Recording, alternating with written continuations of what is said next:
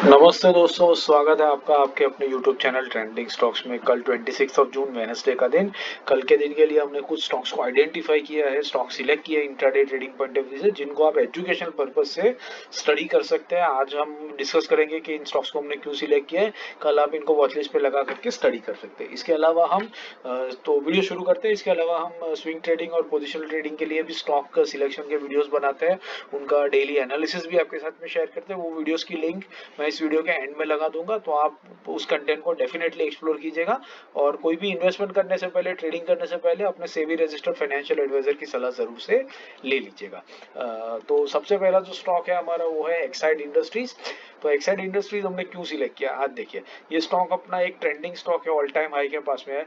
आज ये बहुत ही ऊपर गया और फिर बहुत बड़े रिजेक्शन के साथ में नीचे आया, और नीचे की तरफ आप देखिए वॉल्यूम कितना बड़ा बना है। इसका मतलब है कि किसी बड़े बायर ने इसमें बाइंग करने की कोशिश की और कोई बड़े सेलर ने इसको ऊपर से नीचे तक भेजा है और बड़े वॉल्यूम से हुआ है। तो हम क्या करेंगे, अभी ये जो करंट लेवल है जिसके ऊपर ये स्टॉक ने क्लोजिंग दी है, हम उस लेवल को मार्क कर लेते हैं।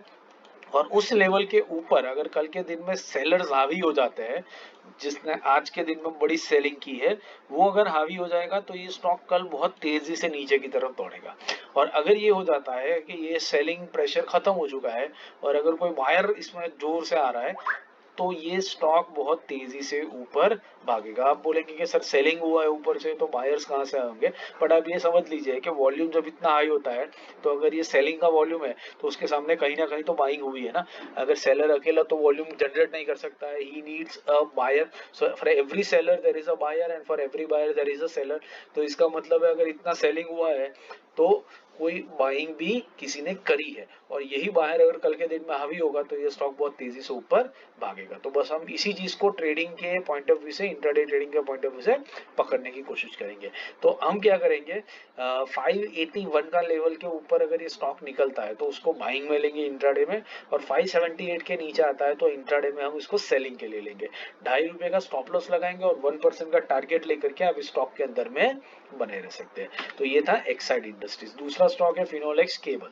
फिनोलेक्स केबल हमने क्यों सिलेक्ट किया है वो देख लेते हैं डेली टाइम फ्रेम पर।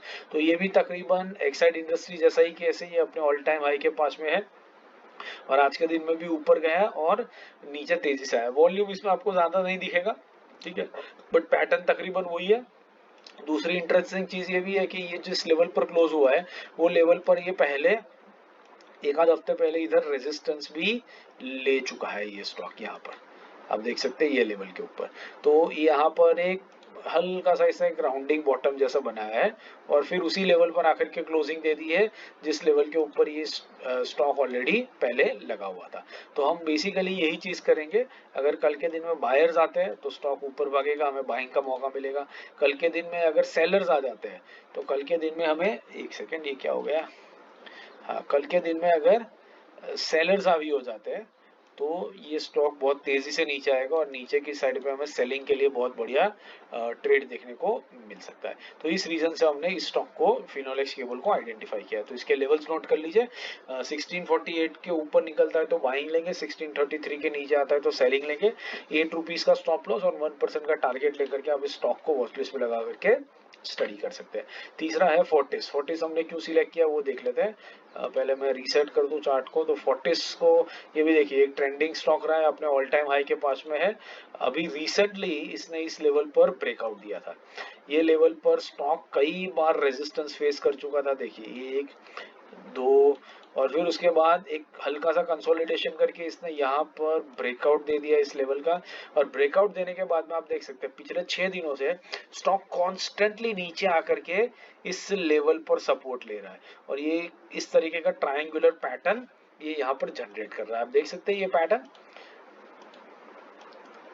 Can you see this triangular pattern being generated over here. बस ये एग्जैक्टली ऐसा ही पैटर्न ये स्टॉक बना रहा है। आप देख रहे हैं कॉन्स्टेंटली ये अपना, ये जो रेड लाइन है, सपोर्ट लाइन है, उसी के ऊपर स्टॉक आ करके रुक जाता है। तो इतनी बार टेस्ट करने के कारण अगर स्टॉक वीक हो चुका है तो कल के दिन में ये हो सकता है स्टॉक ब्रेक डाउन दे दे और बहुत तेजी से नीचे आ जाए।